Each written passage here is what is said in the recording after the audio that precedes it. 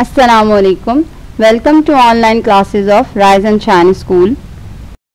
Class matric I am your physics teacher Sumaira Naz और आज हम अपने लेक्चर नंबर 17 का आगाज करेंगे जो कि वीक 7 का लेक्चर नंबर 2 है। इसके लिए जो हमारा रिक्वायर्ड मटेरियल है वो हम आपकी Singh text book of physics के चैप्टर नंबर 4 से लेंगे जो कि पेज नंबर 46, 47 और 48 पर मौजूद है। टॉपिक्स ऑफ डिस्कशन जो हमारे आज के हैं वो हैं dynamic, force, Newton's law of motion, Newton's first law of motion. Learning objectives जो आज के टॉपिक के हमारे हैं वो ये हैं कि स्टूडेंट्स यानी कि आप आज के टॉपिक को पढ़ने के बाद, सुनने के बाद जान सकेंगे कि डायनामिक और फोर्स क्या है, Newton's first law of motion क्या है, Newton's first law of motion में हमें क्या बताया जा रहा है और वो किस चीज़ पर डिपेंड करता है।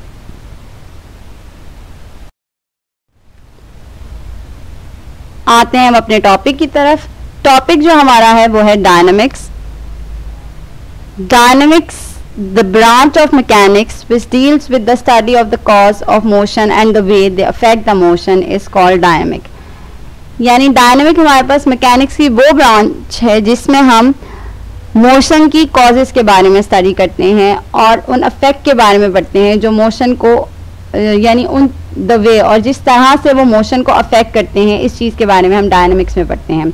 हम अपने पिछले चैप्टर में हमने काइनेमैटिक्स का जिक्र किया था। काइनेमैटिक्स में हम सिर्फ मोशन के बारे में पढ़ते हैं, काइनेमैटिक्स में हम मोशन के बारे में पढ़ते हैं, जबकि डायनामिक्स में हम मोशन के साथ साथ मोशन की कॉजेस के बारे में भी पढ़ते हैं कि आया वो कौन सी वजूहात हैं जिनकी वजह से मोशन कॉज होती है या मोशन यानी मोशन क्रिएट होती है। इस चीज़ के बारे में हम डायनामिक्स में पढ़ते हैं। अब ये मैकेनिक्स की ब्रांच है, तो मैकेनिक्स क्या है कि जब हम motion plus causes plus effect ये तीनों चीज़ें पढ़ते हैं तो वो हमारे पास मैकेनिक्स में आ जाता है, जबकि मोशन और उसकी कॉजेस के बारे में हम डिस्कस करते हैं तो वो हमारे पास डायनामिक्स में आता है, डायनामिक्स की ब्रांच में आता है। फोर्स नेक्स्ट टॉपिक है हमारा force. Force is an action that can change motion, यानी फोर्स एक ऐसी कुव्वत है जो कि मोशन को तब्दील कर सकती है। A force is what we call a push or a pull or any action that has the ability to change an object's motion। यानी फोर्स हम कह सकते हैं धक्का लगाना, खींचना या कोई भी ऐसा अमल जिसमें इतनी सलाहियत मौजूद हो कि वो चीज़ों की हरकत तब्दील कर सके। ठीक है, और उसके बाद हमसे बताया हुआ है कि forces can be use to increase the speed of an object, decrease the speed of an object और change the direction in which an object is moving. यानी फोर्स एक ऐसा अमल है, फोर्स एक ऐसी कुव्वत है जिसको हम इस्तेमाल करके चीज़ों की हरकत को तेज़ भी कर सकते हैं, चीज़ों की हरकत को आहिस्ता भी कर सकते हैं। हम चीज़ें जो हरकत में हैं उनकी डायरेक्शन भी बदल सकते हैं फोर्स के ज़रिए। यानी कि फोर्स के बारे में अगर हम बात करें तो फोर्स हमारे पास एक ऐसी कुव्वत या ताकत है जिसकी मदद से हम चीज़ों में तब्दीली ला सकते हैं। मसलन अगर एक चीज़ रुकी हुई है, फॉर एग्जांपल मतलब कोई भी आपके पास एक चीज़ है जो रुकी हुई है तो वो उस वक्त तक रुकी रहेगी जब तक कि उसे कोई हरकत ना दे। लाइक जैसे आप इस मिसाल में देख सकते हैं कि ये बॉक्स जो मौजूद है, ये बॉक्स खुद से नहीं मूव करेगा, खुद से नहीं चलना शुरू हो जाएगा। ये उस वक्त हरकत करेगा जब ये सामने खड़ा हुआ बंदा इसे पुश करेगा, यानी इसे धक्का देगा, इस पे फोर्स अप्लाई करेगा तो ये हरकत करना शुरू करेगा। तो यही चीज़ यहाँ बताई हुई है आपके पास कि जब तक जो रुकी हुई चीज़ है उसे कोई हरकत ना दे तो वो हरकत नहीं कर सकती। जो यानी उस पर जब तक कोई फोर्स अप्लाई ना करे तो वो उस फोर्स के बगैर वो हरकत में नहीं आ सकता। इसी तरह अगर कोई चीज़ चल रही है तो ये उस वक्त तक चलती रहेगी जब तक उसे रोकने के लिए कोई फोर्स अप्लाई ना की जाए। मतलब अगर फॉर एग्जांपल गाड़ी है, गाड़ी सड़क पर जा रही है, अब गाड़ी खुद से तो नहीं रुकेगी जब तक कि ड्राइवर उस पर ब्रेक्स अप्लाई नहीं करेगा। यानी ड्राइवर फोर्स लगाएगा ब्रेक पर फोर्स अप्लाई करेगा तभी गाड़ी रुकेगी ना। तो सेम यही चीज़ यहाँ भी आपको बताई जा रही है कि कोई भी चीज़ जो रुकी हुई है या चल रही है, ना तो रुकी हुई चीज़ खुद ब खुद चलना शुरू हो जाएगी, ना चलती हुई चीज़ खुद ब खुद रुकेगी। जब तक कि आप उस पर उससे ज़्यादा कोई फोर्स अप्लाई ना करें। यानी जितनी फोर्स उसकी अपनी है ना, उससे ज़्यादा उस पर फोर्स जब आप लगाएंगे तो वो चीज़ अपनी हालत बदलने पर मजबूर हो जाएगी। तो जो कुव्वत किसी भी चीज़ को अपनी हालत बदलने पर मजबूर करती है वो आपके पास फोर्स है, फोर्स कहलाती है। यानी फोर्स एक ऐसी कुव्वत है जो चीज़ों को अपनी असल पोजीशन से अपनी हालत बदलने के लिए मजबूर कर देती है। जैसे कि ये बॉक्स आपको दिखाई दे रहा है कि ये बॉक्स रुका हुआ है, लेकिन जैसे इस बंदे ने इस पे फोर्स अप्लाई किया तो इस फोर्स की वजह से ये बॉक्स अपनी जगह से थोड़ा सा मूव कर गया, यानी थोड़ा सा अपनी जगह से हट गया। तो अगर मुख्तसर लफ्ज़ों में कहा जाए तो फोर्स हमारे पास एक ऐसा अमल है जो चीज़ों को, यानी रुकी हुई चीज़ों को चलने पर मजबूर कर सकती है और चलती हुई चीज़ों को रुकने पर यानी रोक सकती है। फोर्स हमारे पास एक ऐसा अमल है। Newton's law of motion. Newton's law of motion में हमारे पास the 3 laws of motion were first compiled by Isaac Newton in his philosophy naturalis principia mathematica, यानी mathematical principles of natural philosophy, first published in 1687. Newton used to explain and investigate the motion of many physical objects and systems. Newton's law of motion यानी इस Newton's law of motion में हमारे पास 3 laws हैं और motion के, जो कि सबसे पहले आइजैक न्यूटन ने अपनी book mathematical principles of natural philosophy में, जो कि 1687 में पब्लिश हुई थी, उसमें इसके बारे में तफसील से जिक्र किया था।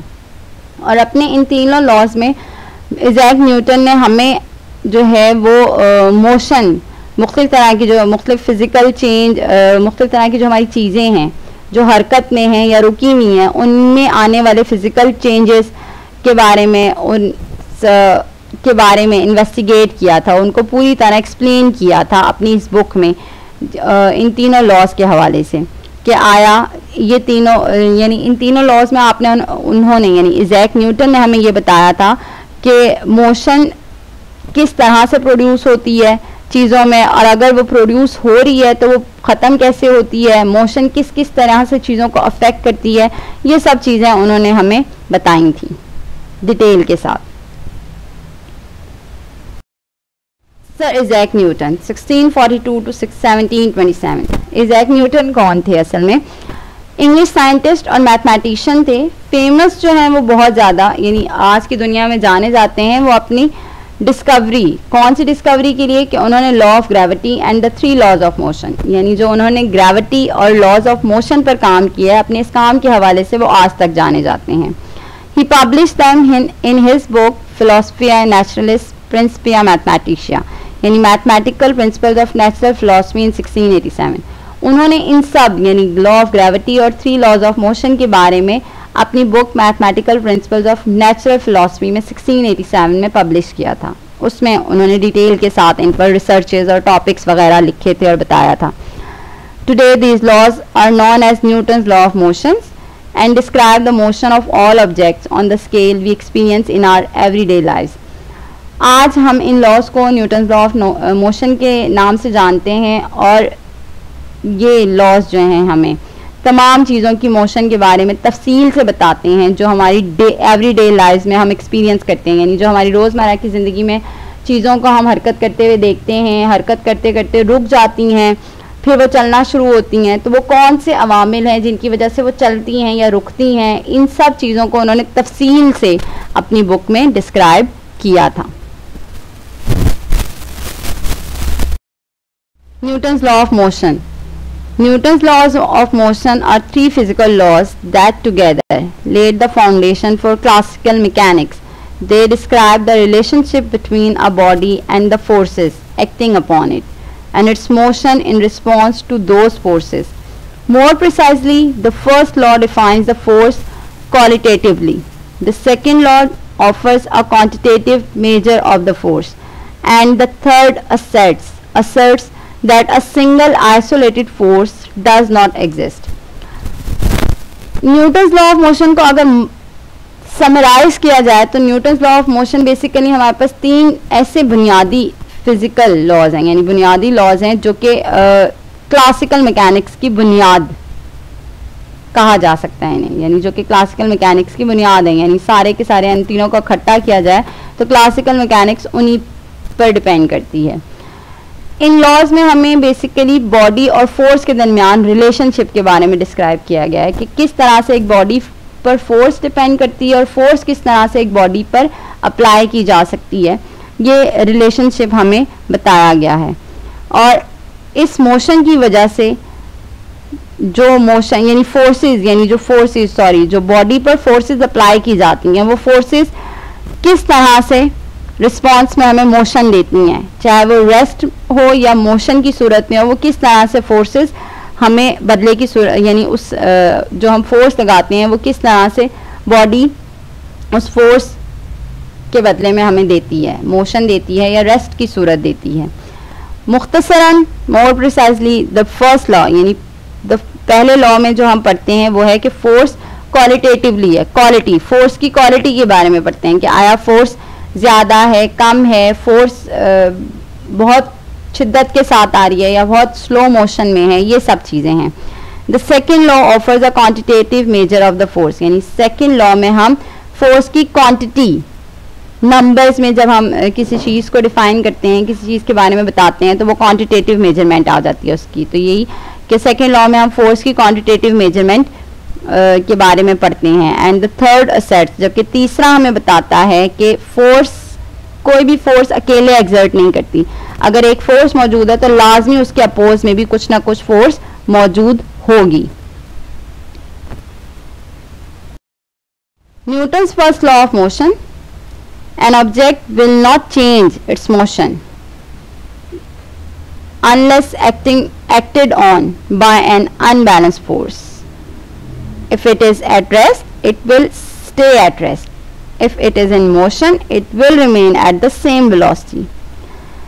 मतलब Newton's first law of motion जो हमारे पास है उसमें हमसे ये कहा गया है कि एक ऑब्जेक्ट उस वक्त तक अपनी मोशन नहीं बदलेगी जब तक कि उस पर कोई अनबैलेंस फोर्स से मुराद ये कि जितनी उसकी अपनी कुव्वत है ना उससे ज़्यादा कुव्वत उस पर अप्लाई ना की जाए, उस पर लगाई ना जाए, तब तक वो अपनी हरकत नहीं बदलेगी। चाहे वो हरकत इस लिहाज से भी कह रहे हैं कि चाहे वो अगर रुकी हुई है तो वो रुकी रहेगी उस वक्त तक जब तक कि उससे ज़्यादा यानी जो उसकी अपनी कुव्वत है ना उससे ज़्यादा की कुव्वत उस पर ना लगाई जाए। और अगर वो हरकत में है तो वो उस वक्त तक हरकत में रहेगी जब तक कि उस बॉडी यानी जो वो बॉडी है उस बॉडी की फोर्स से ज़्यादा आप उस पर फोर्स अप्लाई ना करें, तब तक वो हरकत में रहेगी यानी रुकेगी नहीं। ठीक है, यानी कि देखें ये बॉल है, फॉर एग्जांपल ये जो बॉल है, इस बॉल के लिहाज से मैं आपको समझाती हूँ कि ये बॉल अब ये हरकत, ये देखिए ये अच्छी खासी बड़ी बॉल है ना, तो इसकी फोर्स भी ज़्यादा होगी। तो ये जो बंदा इस पर फोर्स अप्लाई कर रहा है, अगर इस बंदे ने इसके वजन के जितना इसका वजन है और जितनी इसकी फोर्स है उससे ज़्यादा फोर्स इस पर लगाई तो ये अपनी जगह से हरकत करेगा क्योंकि ये रुकी हुई है। ठीक है, अब ये रुकी हुई अपने जगह से हरकत करेगी अगर इस बंदे ने ये जो है इसने इस चीज़ पर इससे ज़्यादा फोर्स लगाई। अगर कम हुई तो ये फोर्स तो इस पर कोई असर नहीं करेगी और ये हरकत नहीं करेगा। सेम देखें ये बॉल है और इस पर भी जब ये बंदा मूव करवाने के लिए इस पर फोर्स अप्लाई करेगा तो लाजमी सी बात है कि इससे ज़्यादा जितनी इसकी फोर्स है इससे ज़्यादा की फोर्स इस पर अप्लाई करेगा तभी ये मूव करेगा। यानी वही कि ऑब्जेक्ट्स विद अ ग्रेटर मास, चीज़ें जो ज़्यादा मास के साथ हैं उनमें इनर्शिया भी ज़्यादा है। It takes more force to change their motion, यानी जिनका मास ज़्यादा होता है, जिनका वज़न ज़्यादा होता है, वो ज़्यादा फोर्स उनको चाहिए होती है हरकत करने के लिए या रुकने के लिए। ठीक है, यानी Newton's first law of motion क्या है कि an object will not change its motion unless acted on by an unbalance force. कोई भी चीज़ उस वक्त तक अपनी हालत नहीं बदलेगी जब तक कि आप उस पर कोई अनबैलेंस फोर्स, जो भी फोर्स अप्लाई कर रहे हैं वो अनबैलेंस फोर्स उस चीज़ पर एक्ट ना करें, यानी उस पर आकर रुके ना। इसकी आम मिसाल, मैं बहुत आम मिसाल आपको दूंगी, आपके घर में मौजूद पंखा। देखिए पंखा है ना, अब ये पंखा उस वक्त तक हरकत करता रहेगा जब तक कि आप खुद उठकर फैन का जो बटन है वो उसे स्विच ऑफ नहीं करेंगे। जैसे ही आप उसको स्विच ऑफ करेंगे फैन बंद हो जाएगा, यानी आप एक्सटर्नल फोर्स हुए ना, आपने उठ के बटन को स्विच ऑफ किया है तो फैन ऑफ हो गया। आप बटन को स्विच ऑन करेंगे तो फैन ऑन हो जाएगा, यानी वापस से हरकत में आ जाएगा। तो आप क्या हुए, वहां पर एक्सटर्नल फोर्स के तौर पे काम करें जो चलती हुई चीज को रोक भी रही है और रुकी हुई चीज को चलने पर मजबूर भी कर रही है।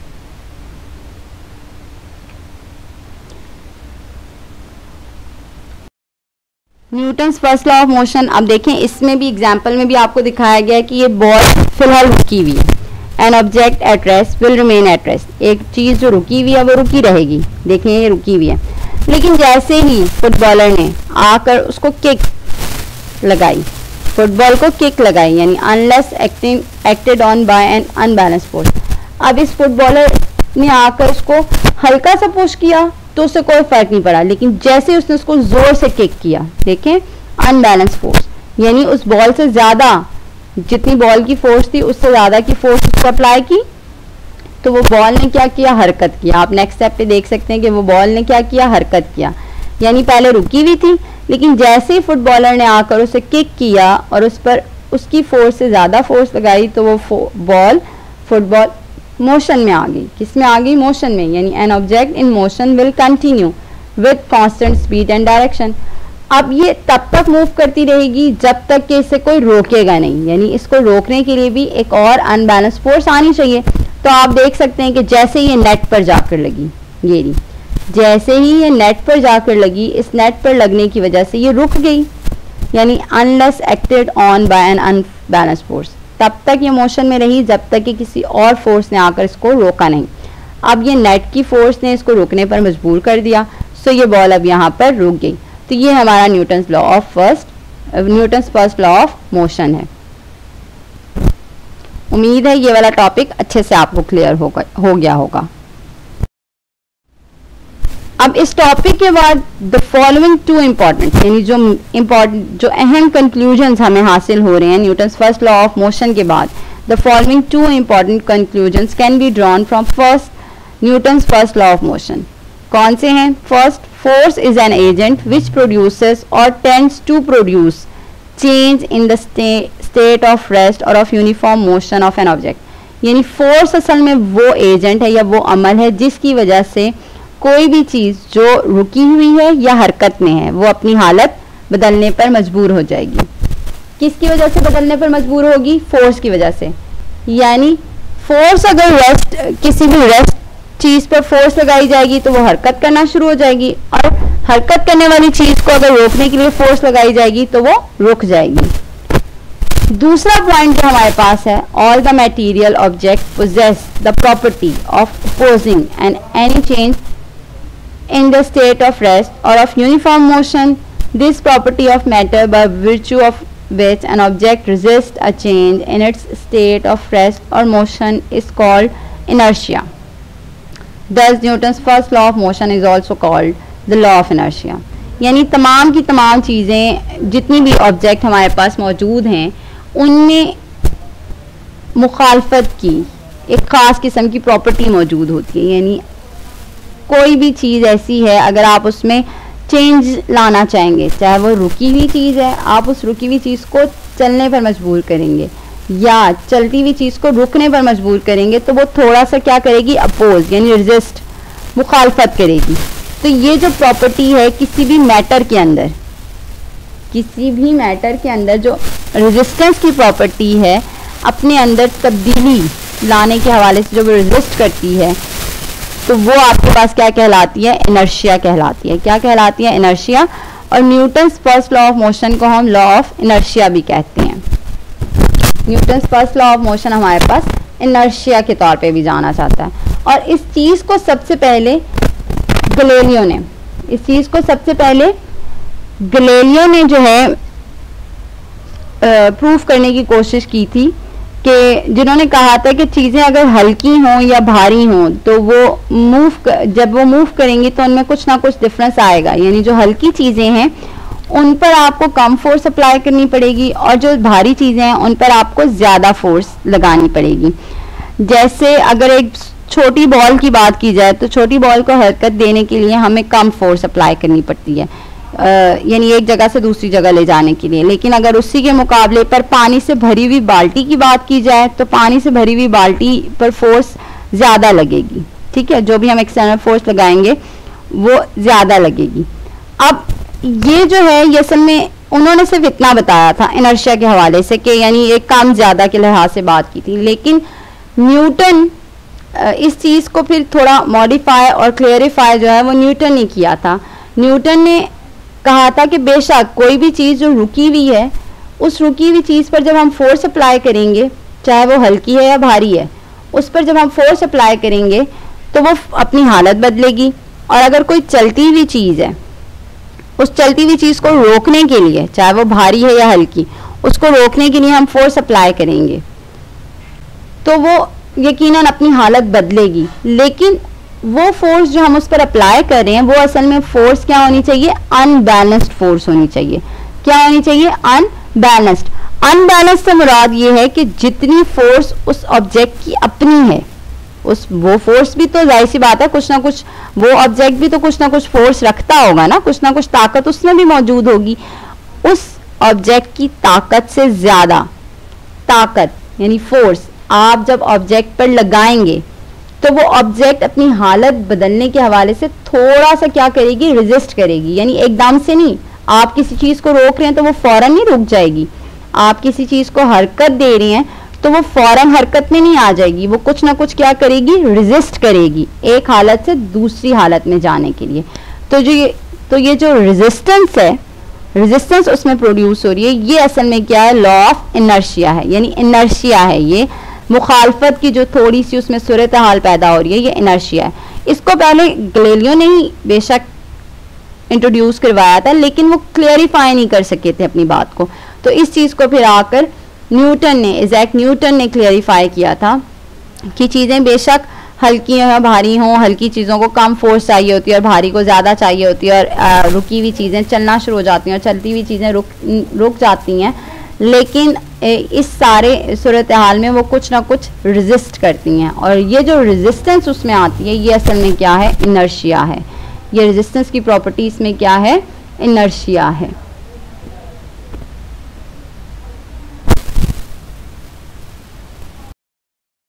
जैसा कि आप इसमें देख सकते हैं कि ये बॉडी मूव कर रही है। अब ये बॉडी देखें, बंदा जब तक इसमें नॉर्मल ड्राइव कर रहा था तब तक तो इस पर कोई फर्क नहीं पड़ा, लेकिन जैसे ही इसके सामने दीवार आई, यानी गाड़ी के सामने दीवार आई, गाड़ी दीवार से टकराई, तो इस बंदे को झटका लगा है। क्या लगा है, झटका। यानी ये एक्सेप्ट नहीं कर सका इस बात को, झटका लगा और वो गाड़ी से बाहर। तो यही है आपके पास law of inertia. A body does not change its state of rest or uniform motion. एक बॉडी उस वक्त तक अपनी रेस्ट की हालत नहीं बदलती या मोशन की हालत नहीं बदलती जब तक कि कोई एक्सटर्नल फोर्स उसको अपनी हालत बदलने पर मजबूर ना कर दे। तो सेम इस बंदे को जो गाड़ी के अंदर बैठा हुआ है, इसको भी अपनी हालत बदलने पर किसने मजबूर किया, इस दीवार ने, कि गाड़ी इस दीवार से आकर टकराई और इतनी शिद्दत से टकराई कि वो गाड़ी से बाहर निकल आया। ठीक है, ये आपके पास क्या है, Newton's first law of motion या लॉ ऑफ इनर्शिया है। एग्जाम्पल्स जो फर्स्ट लॉ ऑफ मोशन की हैं वो हैं, a hockey puck will continue to slide across the ice until acted upon by an outside force. यानी हॉकी जो ice के ऊपर, यानी बर्फानी इलाकों में बर्फ के ऊपर हॉकी खेली जाती है, उसके हवाले से कहा जा रहा है कि वो उस वक्त तक स्लाइड करती रहेगी जब तक कि कोई एक्सटर्नल फोर्स उस पर अप्लाई ना की जाए और उसको रोका ना जाए। Same like when paddling a bicycle, यानी एक बंदा बाईसाइकिल चला रहा है, अब वो जब तक साइकिल चलाता रहेगा अपनी, यानी वो जब तक उस पर फोर्स अप्लाई करता रहेगा, पहिया मूव करता रहेगा, लेकिन जैसे ही वो स्टॉप कर देगा पैडलिंग, जैसे ही वो रोक देगा, then the bike continues going until friction और ग्रेविटी स्लोज इट डाउन। यानी जैसे ही वो साइकिल चलाना रोकेगा, क्या करेगा, साइकिल चलाना रोकेगा ना, तो रुकने से क्या होगा, वो एकदम से नहीं रुक जाएगी, पहले पहिए क्या होंगे, आहिस्ता आहिस्ता स्लो डाउन होंगे। क्या होंगे, स्लो डाउन। तो असल में ये जो स्लोइंग डाउन का प्रोसेस है ये इनर्शिया की वजह से है। आहिस्ता आहिस्ता करके वो फाइनली बिल्कुल रुक जाएगा। Same as it is a car that is moving will continue even if you switch the engine off. यानी अगर आप गाड़ी को भी रोक लेना तो वो एकदम से नहीं रुकती, थोड़ा सा टाइम लेती है रुकने में, और उस टाइम लेने की वजह से कुछ ना कुछ आपकी बॉडी को भी झटका आता है। ये आपके पास फर्स्ट लॉ ऑफ मोशन की एग्जांपल्स हैं। होमवर्क जो आज के टॉपिक के हवाले से है वो आपका है डेफिनेशन ऑफ डायनामिक, यानी आपने डायनामिक की डेफिनेशन लिखनी है, फोर्स को डिफाइन करना है, Newton's first law of motion की स्टेटमेंट लिखनी है और साथ ही साथ उसकी एग्जांपल्स भी देनी है। ठीक है, लेक्चर हुआ मेरा यहाँ ख़त्म। उम्मीद है आज का लेक्चर आपको अच्छे से समझ आया होगा, और अगर किसी भी किस्म की आपको कोई कंफ्यूजन है तो आप मुझसे डिस्कशन बॉक्स में इसके हवाले से क्वेश्चन कर सकते हैं। Thank you.